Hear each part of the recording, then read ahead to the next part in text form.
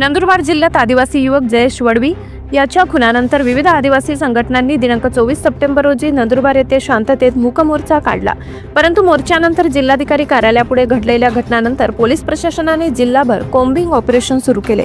यात अनेक निर्दोष विद्यार्थी, मजूर व मोर्चात नसलेले नागरिक अटक करून विविध कलमांतर्गत गुन्हे दाखल करण्यात आल्याचा आरोप आदिवासी समाजाकडून होत आहे। समाजाच्या निवेदनात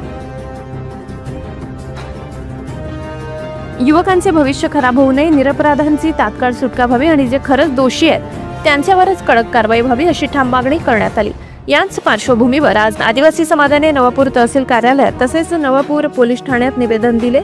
समाजातून आक्रोश व्यक्त होत असून मोर्चात झालेल्या तोडफोडीबाबत प्रश्न उपस्थित करण्यात आले। ती तोडफोड करणारे खरंच आदिवासी समाजाचे युवक होते का, याबाबत शंका व्यक्त केली जात आहे। प्रशासनाने या बाबीची चौकशी करून जबाबदारांना ओळखून त्यांच्यावर कठोर कारवाई करावी अशी मागणी करण्यात आली।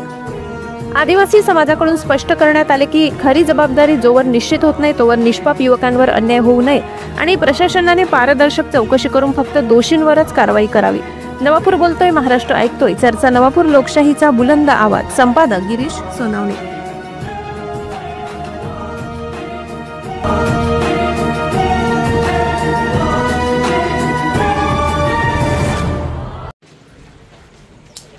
नंदुरबार जिल्ह्यातल्या लोकांना, समस्त आदिवासी समाजाला जय आदिवासी। आज आम्ही नवापूर तालुक्यातले सरपंच परिषद आणि शरददादा समर्थक कार्यकर्ते मिळून आम्ही नवापूर तहसीलदार साहेबांना निवेदन दिलं आहे या बाबतीत की जय वडवी यांचा खून नंदुरबार इथे झाला होता आणि त्या अनुषंगाने दिनांक 24/9/25 रोजी मूक मोर्चाचे आयोजन एका संघटनेने केलं होतं आणि त्या मूक मोर्चात जिल्हाधिकारी कार्यालयावर मोर्चा असताना काही समाजकंटकाने तिथे उभ्या असलेल्या गाडींची तोडफोड केली होती आणि जमावावर आणि पोलिसांवर दगडफेक केली होती।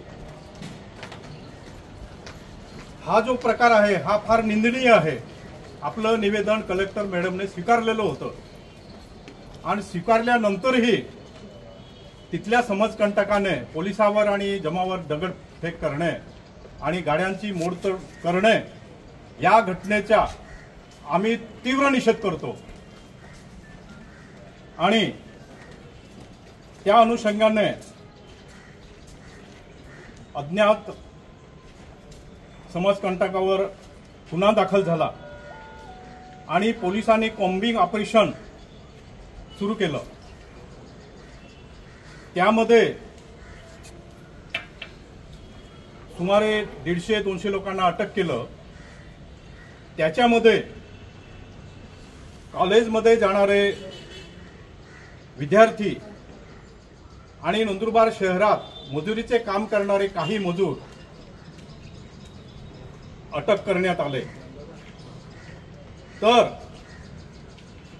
आम्ही शरददादा समर्थक कार्यकर्त्यांची पोलीस खात्याला अशी विनंती आहे की जे खरंच गुन्ह्यामध्ये सहभागी असतील त्यांना अटक करून जेलमध्ये टाका, पण जे लोक त्यांच्या कामासाठी, रोजीरोटीसाठी नंदुरबार शहरात कामाला गेले होते किंवा विद्यार्थी परीक्षा द्यायला गेले होते तशा विद्यार्थ्यांची पोलीस खात्याला अशी विनंती आहे की त्यांची शहानिशा करा की हा मोर्चामध्ये सामील होता का। जर मोर्चामध्ये सामील असेल तर आमचं काय म्हणणं आहे, पण जर तो सामील नसेल पण घरी जाताना त्याला जर अटक केलं असेल तर या गोष्टीचा आम्हाला विरोध आहे।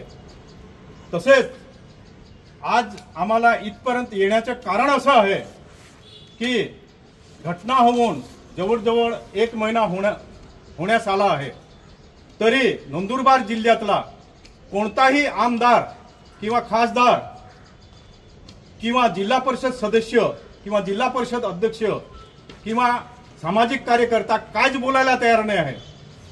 समाजाच्या बाजूने किंवा समाजाच्या विरोधामध्ये. म्हणून आम्ही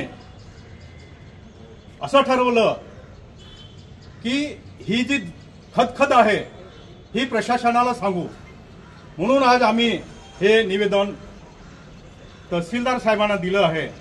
आणि तसंच आमचे जे ज्येष्ठ कार्यकर्ते आहे ते आज नंदुरबारला SP साहेबांना भेटायला गेले हे या संदर्भात. तर